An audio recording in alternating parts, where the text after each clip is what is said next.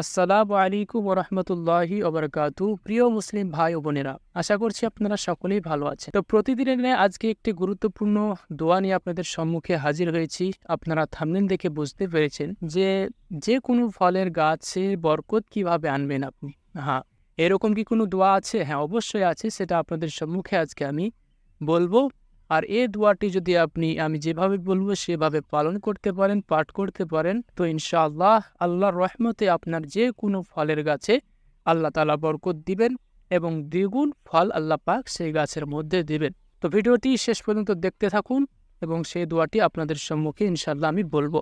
আমাদের আশেপাশে আম গাছ আছে, কাঁঠাল গাছ আছে, অনেক রকম ফলের গাছ রয়েছে, খেজুরের গাছ রয়েছে। সেই খেজুরের গাছ বা ফলের গাছ, যে কোনো ফলের গাছের জন্য এই দোয়াটি যদি আপনি পড়তে পারেন, তো ইনশাআল্লাহ আল্লাহ পাক রব্বুল আলামিন কিন্তু এর পরিবর্তে আপনাকে অনেক দ্বিগুণ বরকত বাড়িয়ে দেবেন। তো চলুন আমরা দেরি না করে সেই দোয়াটি কি একটু আপনারা শিখে নিই।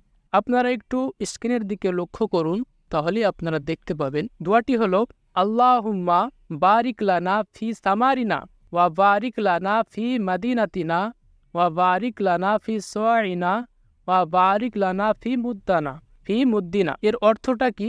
অর্থটা একটু জেনে নিই, চলুন। এর অর্থ হলো, হে আল্লাহ, আপনি আমাদের ফলাদিতে বরকত দিন, আমাদের শহরে বরকত দিন, আমাদের অর্থাৎ বড় পরিমাপক যন্ত্রে বরকত দিন, আমাদের মুদ তথা ছোট পরিমাপক যন্ত্রে বরকত দিন। তো এটি আপনার মুসলিম শরীফের হাদিস থেকে সংকলিত করা হয়েছে।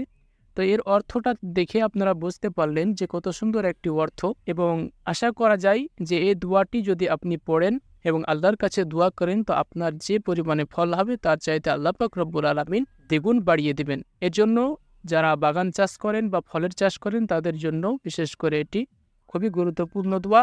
আপনারা যেভাবে বললাম এভাবে যদি পাঠ করতে পারেন, ইনশাআল্লাহ আপনার ফলে অনেক বরকত দিয়ে দেবে। ভিডিওটি দেখার জন্য আপনাকে অসংখ্য ধন্যবাদ। এরকম কিছু গুরুত্বপূর্ণ দোয়া পাওয়ার জন্য, শেখার জন্য আমাদের এই চ্যানেলটিকে সাবস্ক্রাইব করে আমাদের সাথে থাকবেন। ভালো থাকবেন। আসসালামু আলাইকুম ওয়া রাহমাতুল্লাহি ওয়া বারাকাতুহু।